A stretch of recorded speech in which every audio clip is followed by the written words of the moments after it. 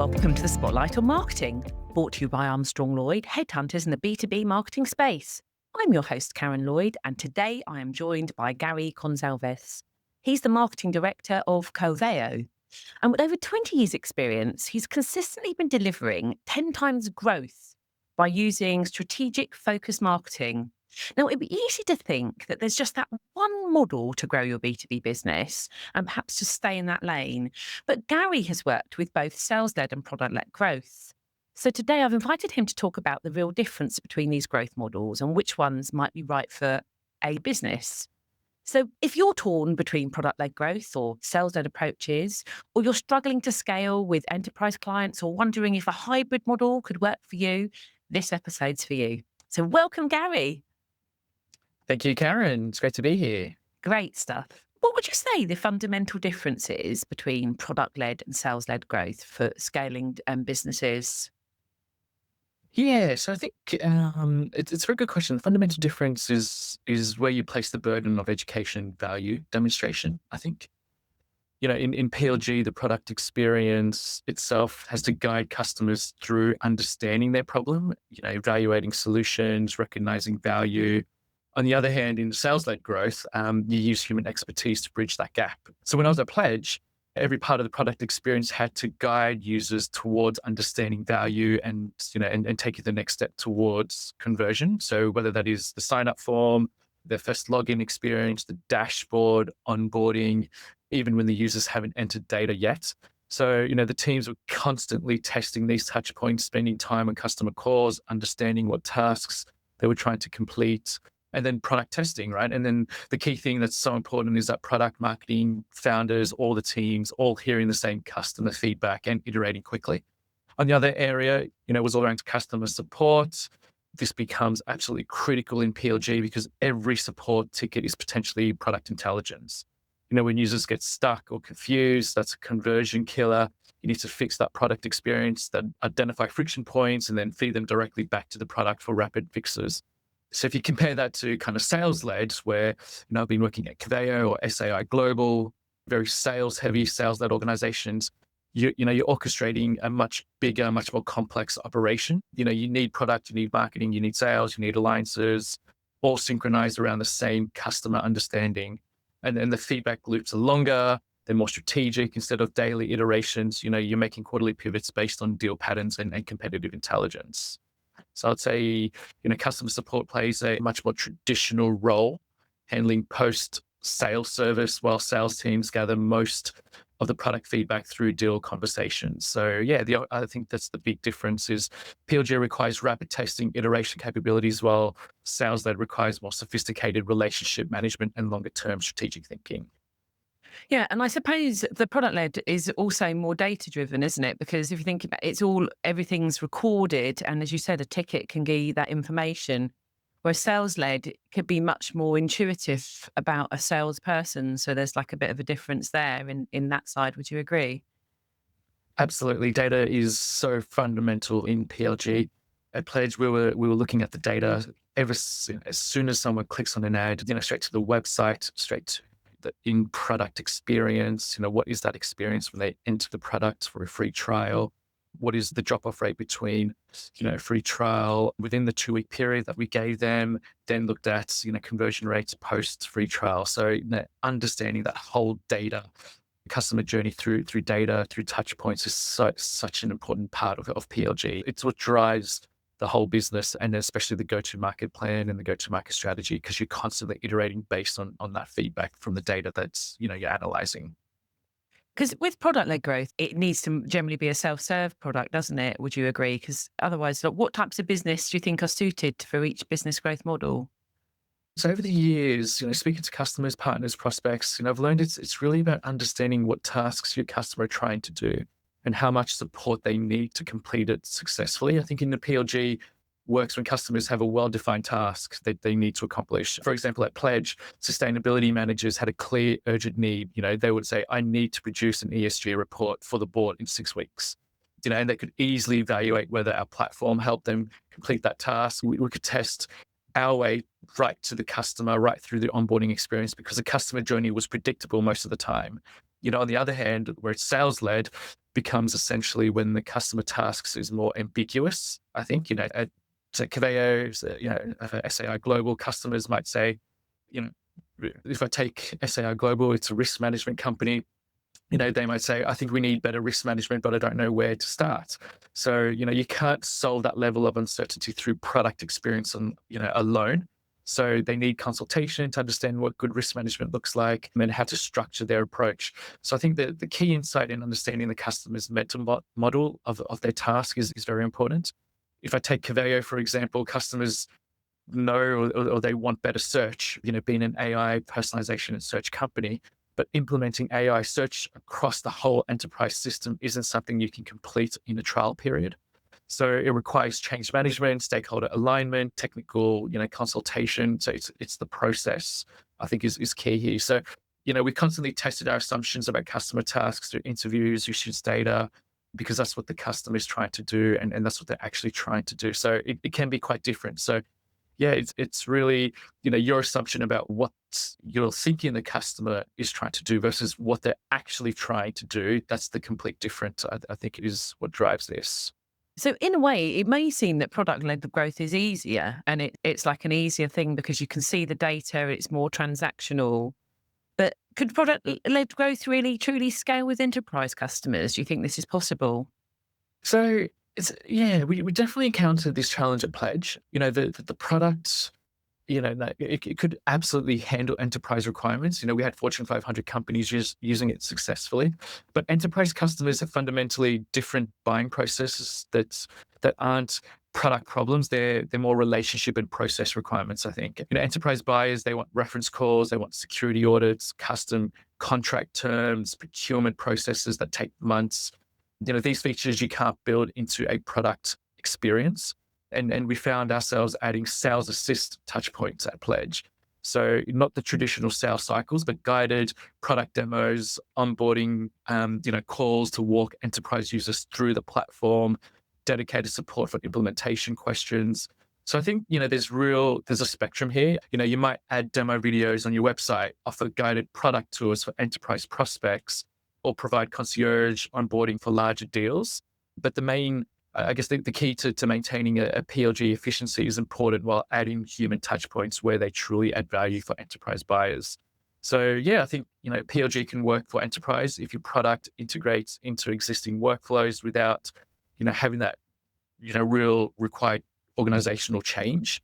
But if you're asking enterprises to fundamentally change how they operate, you absolutely need human expertise to guide that transformation. So yeah, the product gets them interested, but relationships and guidance close that deal. In a product-led growth environment, is there the ability to have a need, find and solve a problem, or generally not, would you say? So the product's more simple, so it solves a product, as you said, that's subscribed rather than a variety of different product problems. That's how we started with, and that's, the model. Absolutely. There is a need that, we're trying to solve a task that a customer wanted to do.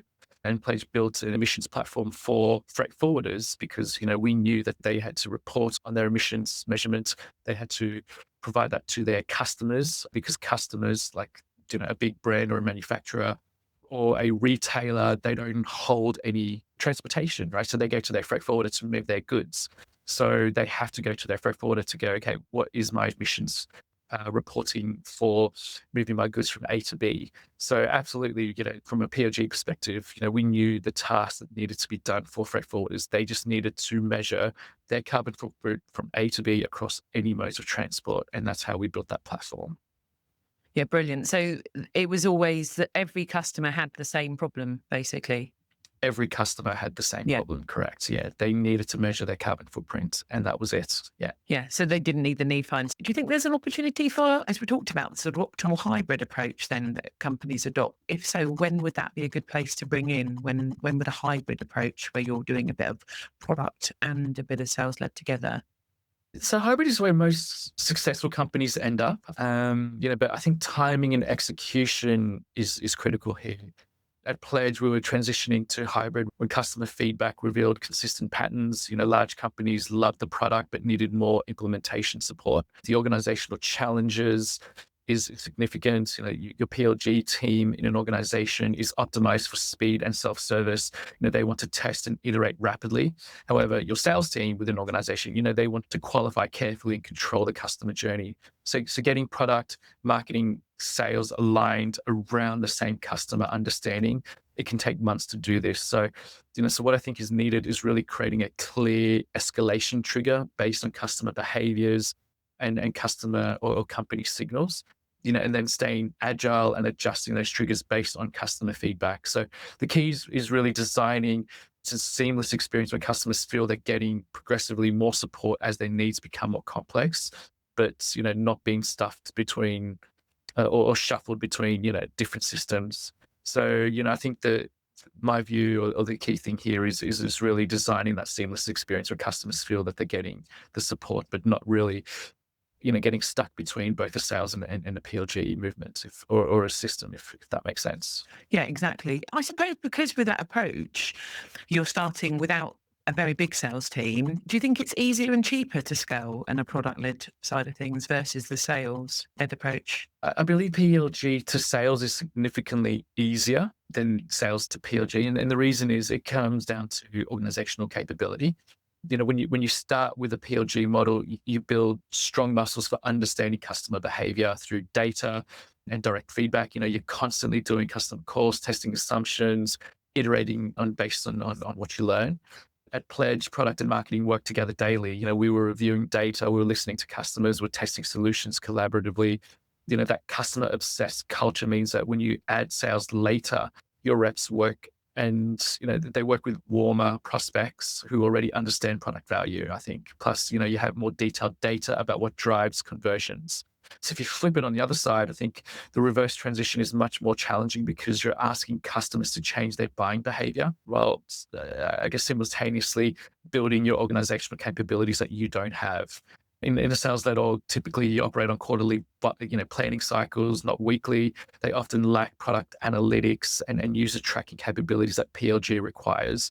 Understanding where users drop off, what features drive retention, how to optimize conversion funnels, things like that. So yes, most importantly, I think PLG requires complete organizational alignment around customer understanding. Everyone from product to marketing to customer success needs to understand the exact tasks that the customers are trying to complete, where in a sales-led companies, that knowledge is often sitting with the sales teams or the account teams. So I think companies that successfully transition from PLG to sales, they maintain that test and learn culture as they scale. And they apply that same rapid iteration, approach to their sales assisted organizational processes. Yeah, because it was born and baked into the product, basically, to start with Correct, right the from the product-led beginning. growth.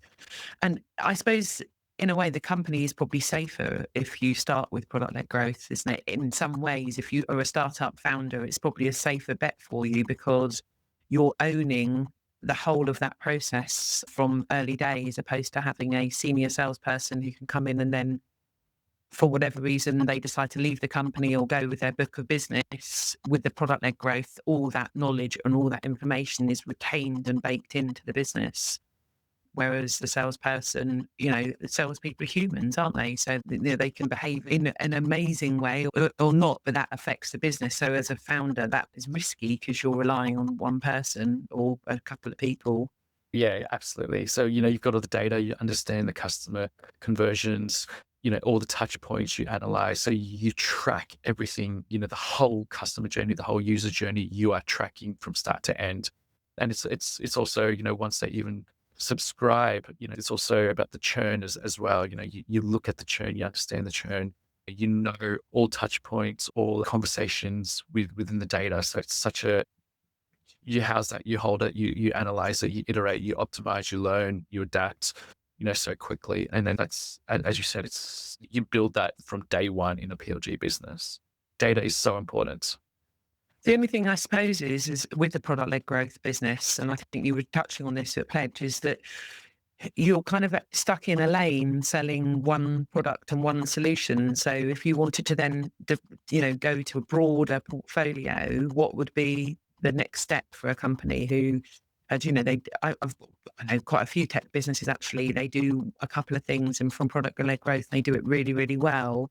And then they get stuck, and they're almost stuck in this loop when they do start to build the sales things out, or build out that approach where they are building the salespeople and moving to enterprise clients. I think the results tell an interesting story about different approaches to growth. At Pledge, we achieved strong growth, with a very lean team. Well, at Coveo or SAI Global, we delivered strong growth, but with a much larger team and a higher revenue base. So, PLG is exceptionally capital efficient in early stages because your customer acquisition costs can be very low. The product does much of the selling for you. However, there are hidden costs that many underestimate. I used to talk to the product teams all the time. Every friction point in the product directly impacts conversion. So you need continuous investments in UX, in product design, in A/B testing, and product analytics. But when you look at the sales led, it has high upfront costs since you're paying sales regardless of deal closure. But I think it's more predictable in sales led once you understand your lead to opportunity and your opportunity to close rates. You can accurately model growth by adding sales capacity. So in pure speed in early stages, PLG wins. That's not rocket science. For scaling to substantially, revenue numbers with predictable growth, I think sales led gives you more control. But the fastest growing companies I've seen or read or been part of combine both approaches, using PLG for initial efficiency, then layering in sales to accelerate that growth in higher value segments. So I think the key is being honest about what organizational capabilities you need to excel at each model and building those systematically. Yeah, fantastic. And what would you say the key performance indicators are then on product-led versus sales-led growth? What would they be to know if you were going in the right direction? What metrics you should be looking at? The metrics are fundamentally different because you're measuring different customer journeys. In a PLG model, we focused on trial to paid conversion rates, time to value, feature adoption metrics, activation patterns, things like that. You're tracking every customer iteration because each touch point affects conversion probability. In a sales-led environment, the focus shifts to pipeline quality, to sales velocity, marketing qualified leads, sales qualified leads, lead to opportunity conversions, deal progression rates, sales cycle lengths, things like that. So I think what's interesting is how also investors, expectations differ as well. In PLG, investors, they want to see net revenue retention, for example, and product engagement metrics. Sales-led investors, shareholders, etc., want to focus on customer acquisition costs, lifetime value, sales efficiency metrics. So for forecasting, sales-led is more predictable because you're tracking deals through defined stages. PLG forecasting is a little bit more challenging because you're predicting user behavior patterns, which can be less predictable. So again, the most successful companies develop metrics that help them understand customer outcomes regardless of which model they use. At the end of the day, the goal is to always helping customers accomplish what they're trying to do. But yeah, it's really developing the metrics that help understand what the outcomes are, regardless of whether it's a sales or a PLG model.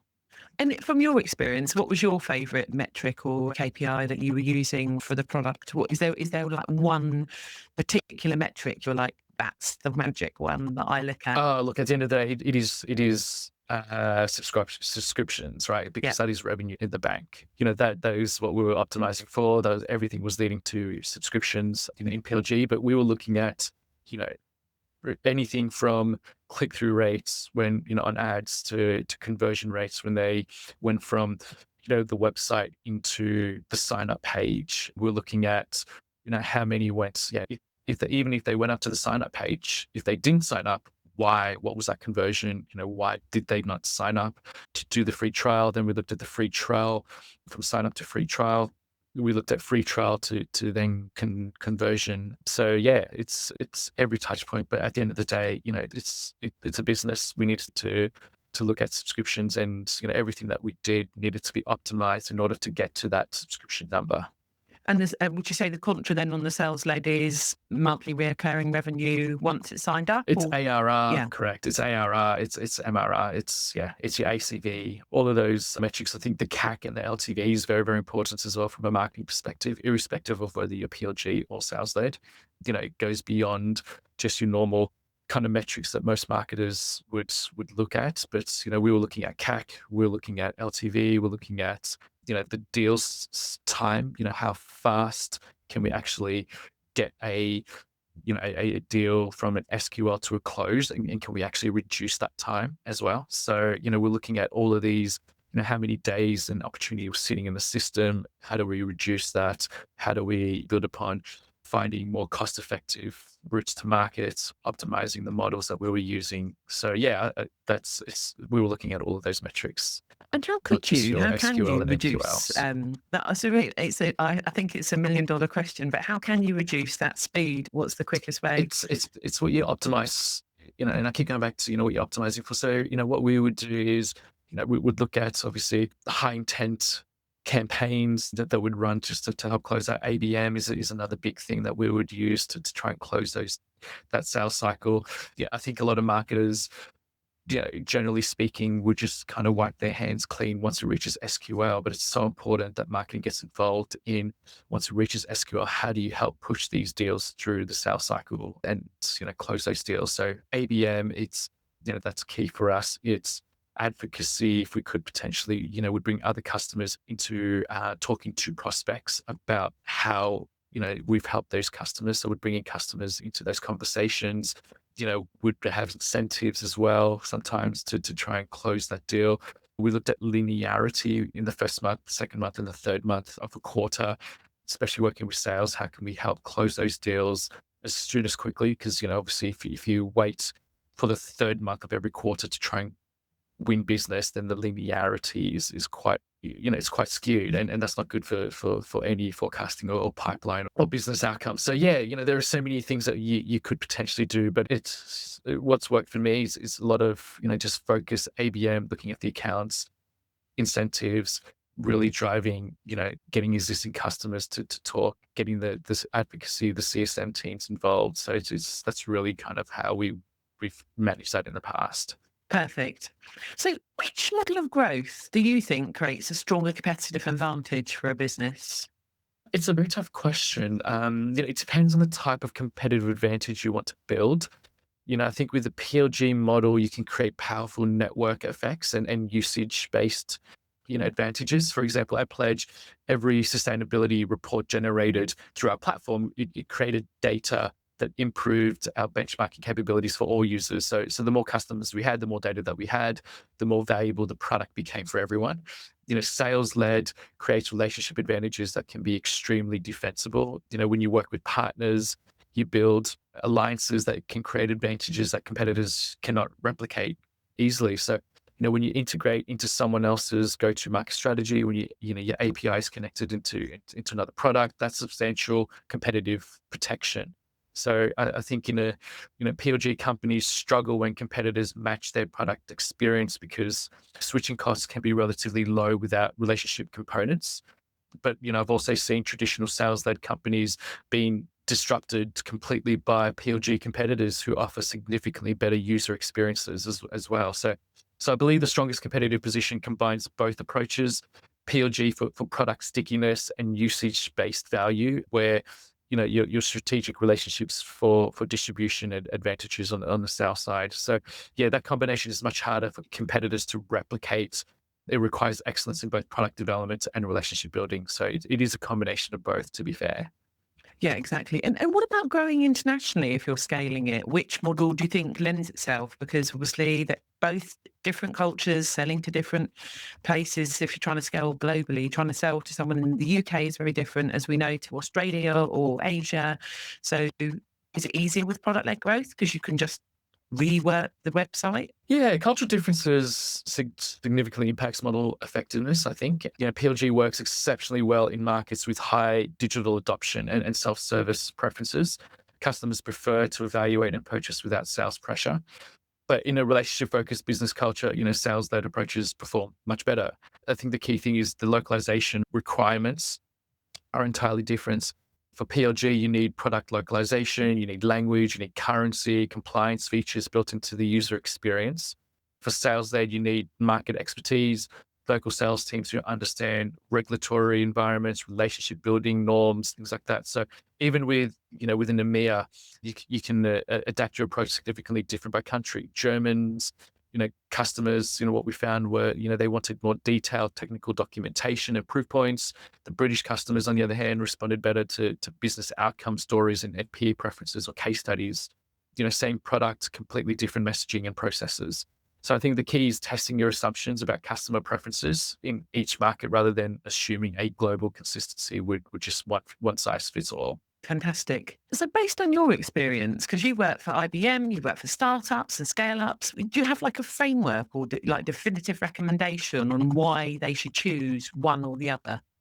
Yeah, so my recommendation is to start with deep customer understanding rather than following industry trends. I think there's three critical questions I always ask. One is, what again, it comes back to what is the specific task that your customer is trying to complete? And, can they, I guess, self-educate themselves about both the problem and your solution? So, if sustainability managers already knew that they need ESG reporting and can evaluate tools independently, PLG works. But if you're educating them about problems they didn't realize they had, you need more of that consultative sales. So yeah, so the first question is all around, what specific task is your customer trying to complete? And secondly is how complex is the task that they're trying to complete? I think that's a very distinct difference. If they can make meaningful progress in the first session, lean on PLG, right? If they need organizational change, stakeholder alignment, or complex implementation, you need human expertise. So that's definitely key. I think the third and final kind of question I ask is the capabilities that you need to excel, especially from an organizational perspective.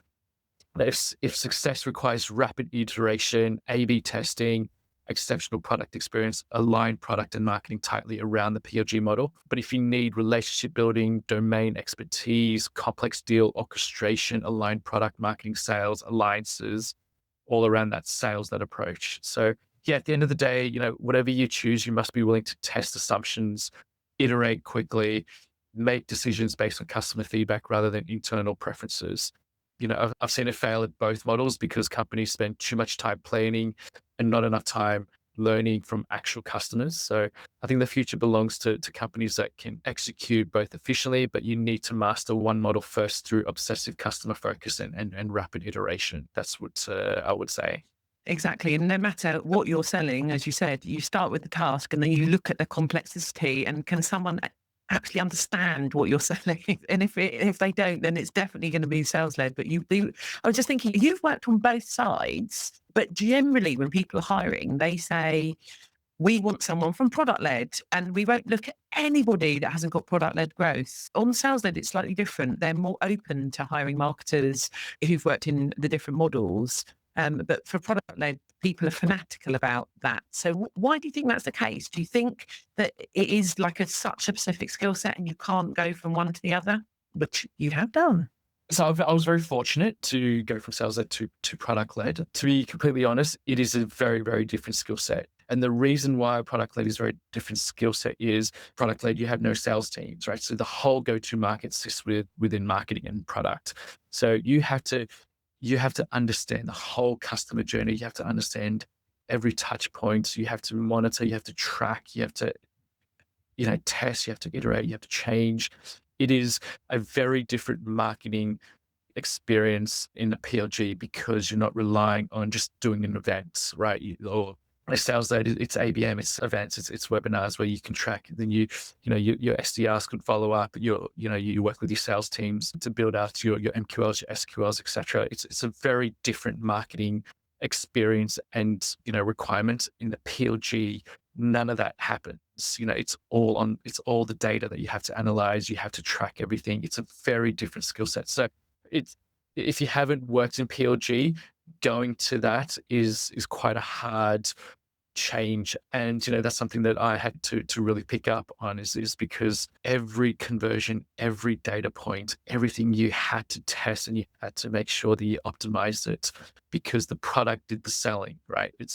That is so different where, in the sales led, It's the sellers do the selling, right? So it's a completely different skill set for marketers in the PLGs, because you own that whole go-to market strategy and that customer journey on the marketing side, working so closely with product.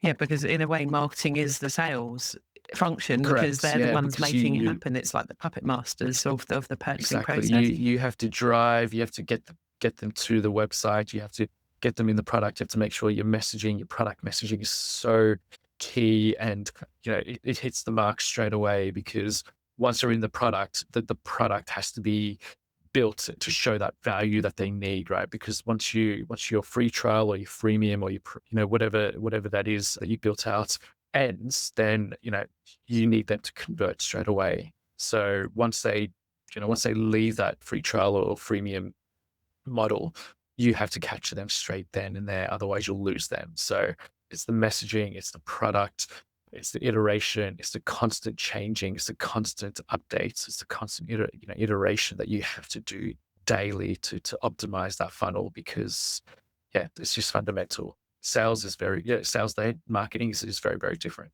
Yes, there's a different set of skills, as we said. It's Correct. with the sales led, it's also understanding, do they know what you're talking about, and explaining and giving like more product led marketing in a way, I suppose. On the sales led one, you need that to explain what the product's about, because it's probably, as you said earlier, it's probably more complex if you're having to do it through sales teams.